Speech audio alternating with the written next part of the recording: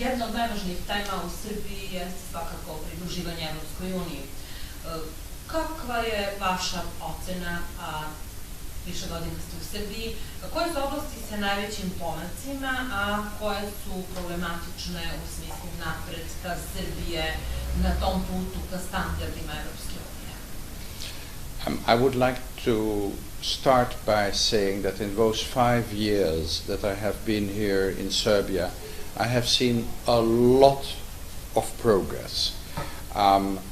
You have started, first of all, to become a candidate country. Secondly, you have opened the negotiations, and we are now busy in looking at the chapters when we will be able to open the chapters. Thirdly, you have achieved the Brussels agreement between Kosovo and Serbia. I think there are a lot of progresses in the field of the rapprochement between Serbia and the European Union. There's a lot of work also which has been done internally. You have had 4 very important laws which have been adopted: a law on the building permits, a law on the privatization, a law on bankruptcy. You have been able to set a whole new tone in moving forward to the European Union. So I see a lot of progress since my 5 years, which doesn't mean that the work is done. I think it's a good beginning, it's a good start, but there's a lot to be done further. What we are talking about is, first of all, the completion of the transformation of the economic systems, the transition from one economic system to another economic system. And in this sense, privatizing, reorganizing public enterprises is of great importance. It is also important to have the market more central in your economy, which means that it will be very important that you will have a less complicated system of giving permits, that these things will move faster. And thirdly, you will have to look into your central administration and also in local administrations to see whether this is the most effective way you can proceed. And then, secondly, you will have to adapt the laws to this immense body of European law, which is about 150,000 pages of primary law, a lot of implementing laws. You will have to implement all this. And then also very important is what we call the political criteria of the accession process, and that is ensuring that you have a judiciary which is independent, professional, effective, and also responsible in its social task. It's a serving service, social task to the population in what it does. And I think that is a very important thing. Then we have the whole questions of the minorities.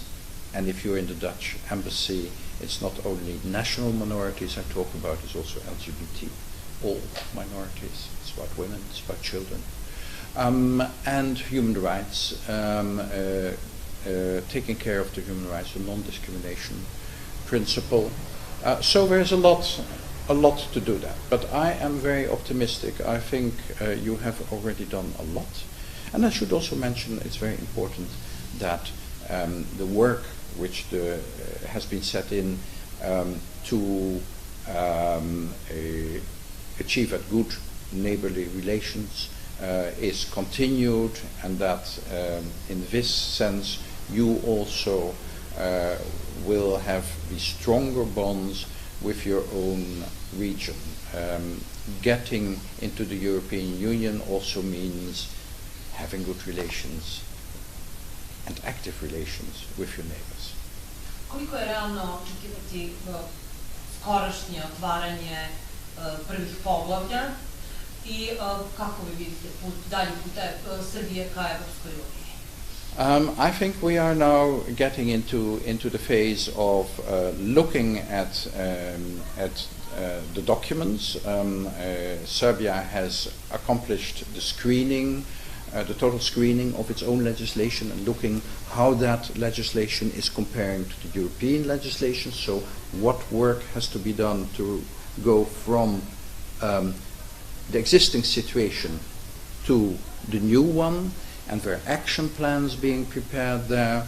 And I congratulate the Serbian authorities and all the groups who have worked on this, and I think there were some 3,000 people involved in doing that work on getting these action plans ready, and I think Chapter 24 is already in a state that it is technically ready for us as a European Union, the Commission first, and then us, to take a decision what kind of opening benchmarks we would have to have and open that chapter. I understand that there's still some work to be done on Chapter 23 before it is all ready, but I know that there is a lot of effort being put into that. From a Netherlands point of view, we have no difficulty in opening chapters 23, 24 and 35 if they're ready to be opened. A lot will also depend on how much progress is going to be made in, at this very moment, in the negotiations, in the dialogue between Serbia and Kosovo.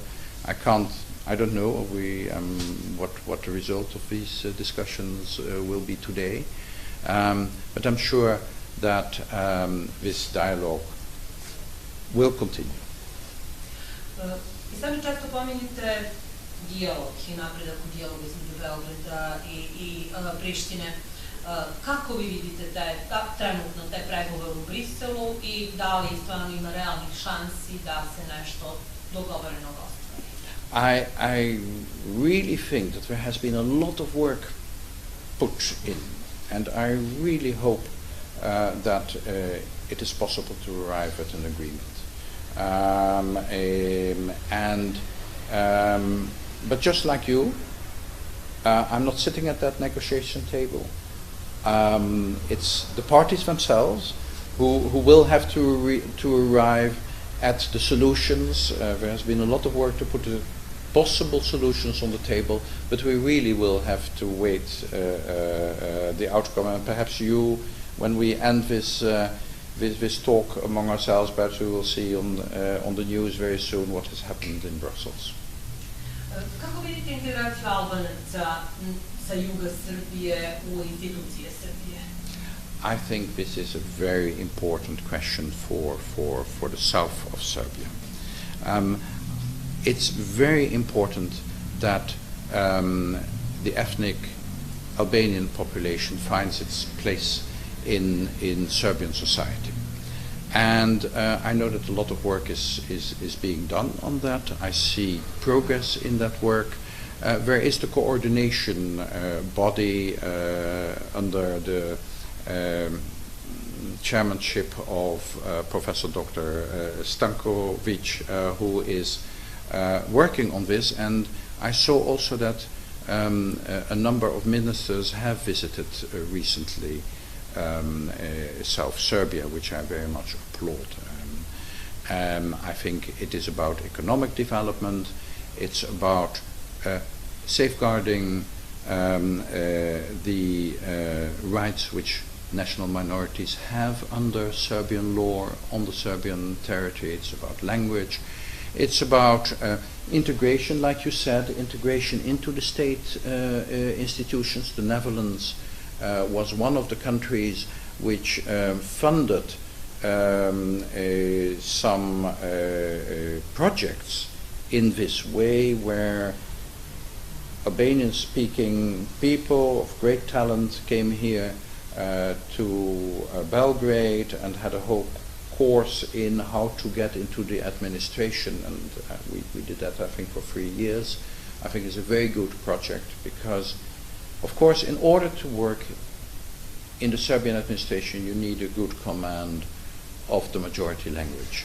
You have your own rights, you have the rights to speak your own language, but you also need a good command, because otherwise you can't be serving the whole people. So that was one, and you have to get used of how a large administration, which the Serbian administration is, functions. So I think this is a good project. I think also it's very important that you have now this mixed language faculty, economic faculty in Bujanovac. That very soon this maternity ward in Preševo is going to open. I think it's all signs that things are moving forward, and it's the cooperation between the central authorities, the local authorities, and the will of the people themselves to create prosperity and a happy life in South Serbia. It's partly own responsibility and partly the willingness, also in education matters, of the central authorities to move forward, and I see this will. Kakav je vaš savjet Srbiji vezan za ekonomski razvoj? What is your advice to Serbia regarding economic development? Look, it's not my place to give any advice, and I will not give advice. But it's clear that if you want to attract investment, and I do think that you need not only investment internally, but also external investment in order to move faster, then you have to create a climate in which this investment will be welcome, which means a regulatory climate, a regulatory framework which is conducive to those investments, which means harmonization with European law, simplifying the rules, making it easier to obtain all these documents you need to get all these permits, and really thinking of the needs of the investor in order to attract them. The problem of this modern world is that the investor can go everywhere. You can invest here, you can invest in other places in Europe, you can invest somewhere else. So you have to make your offer attractive in order for these investments to come here. And I believe that Serbia has great possibilities. And I think one of the possibilities which really is very important is you are near to a market of 500 million consumers, which is the European market. It's a large market. You don't have to travel a long time. You don't have to get your goods all from the other side of the world, and that gives you a competitive advantage. I think people in Serbia are hardworking, have a good education, and please keep the level of education. They're still in the technical things, modernization to be done, and that. So I will not give advice, but I think it is all about, if you want investment, create the conditions for investment. And I would like to say as a last thing, and I think that this is very well known by the government, and they are working on this, and I see some large investments coming in, but it's also about the medium and small enterprises. For them it is even more important that the regulatory framework is acceptable and easy. Kakve utiske nosite iz Srbije? What are your impressions of Serbia? Well, what I say, my wife and I have loved being in Serbia. It's a beautiful country. You have the plains of the Vojvodina, which looks a little bit like the Netherlands. You have rivers, you have mountains, you have a lot of economic possibilities, you have a lot of possibilities in the agricultural sector. The Netherlands would like very much to work together with you in the agricultural sector. I think we can bring you a lot of technology. You have a lot of land to do that. It's a question of organization, and I'm sure that on your way to the European Union you will be able to use your natural resources better and better and reach European standards on the way. And then personally, I would say we have loved being here. You are a great people with whom we have had great contacts, and it's in a way very much like the Netherlands in my experience. Holandija je uložila veliki novac u kolektor za prečišćavanje otpadnih voda u Stokvisu. Taj posao nije završen, ima dosta problema. Zanima me kakav će biti stav Holandije povodom tog projekta, da li ćete vi insistirati na njegovom završetku, na otklanjanju nedostataka i ostalo? I think this is one of our largest projects we are doing here in Serbia. We have now done the first phase, and I hope we will be able to move to the second phase. There will be a delegation coming over from the Netherlands to see in which stage it is. This could be a donation of a worth of what is it? Between, depending on the work, between the 6 and 8 million euros. It is about the extension of the sewer system which is being created by the municipality, modernized and created by and the cleaning station of the waters, which is done by the European Commission, and it's extending that to the villages around it. And I think that this is very good for the population there, it's good for the environment, so I really hope that we are able to overcome the difficulties which indeed exist and will be able to move forward.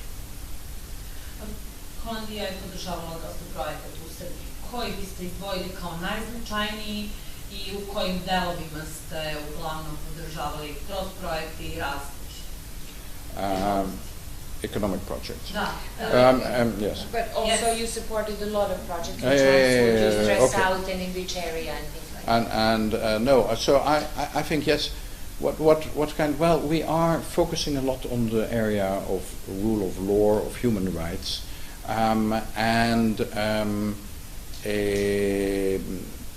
some of our larger projects, recent projects, are in that area. Working with the Ministry of Justice, we were, for example, one of the countries with the UK who took the initiative to put on the agenda the protection of whistleblower protection, and we also have a lot on LGBT, on human rights. We worked there, and I think Serbia made a lot of progress there. It's about non-discrimination. It's about the freedom of all to enjoy their human rights and to be able to be explicit about their human rights and to be able to march. And I think it is a great thing that it was possible to arrive at this Pride Parade this year. I was very happy. This was the second one, and it worked very, very well that we were able to do that. All in all, the Netherlands has been spending about 50 million euro over the past, but that were also with environmental projects which we did. We did also help national parks. We have projects in the area of agriculture, and we also had projects in the cultural sphere. So we had a large scale of projects in order to show our solidarity with Serbia, to help in some points and to move the agenda forward. One area which we are also very much interested in is in how to combat corruption. Corruption is, of course, very detrimental to society. It falsifies outcomes. If you do not have, if you don't win a project because, or an order because somebody else is able to win it because of corruption, then you are not going to concentrate anymore on the quality of your product, but you're going to concentrate on the question how to do that. So therefore, the implementation, and it is being done now, of the public procurement laws, but not only in that field, but in general in society, it's very important to combat corruption. It is not a crime without victims. The victims of corruption is society itself.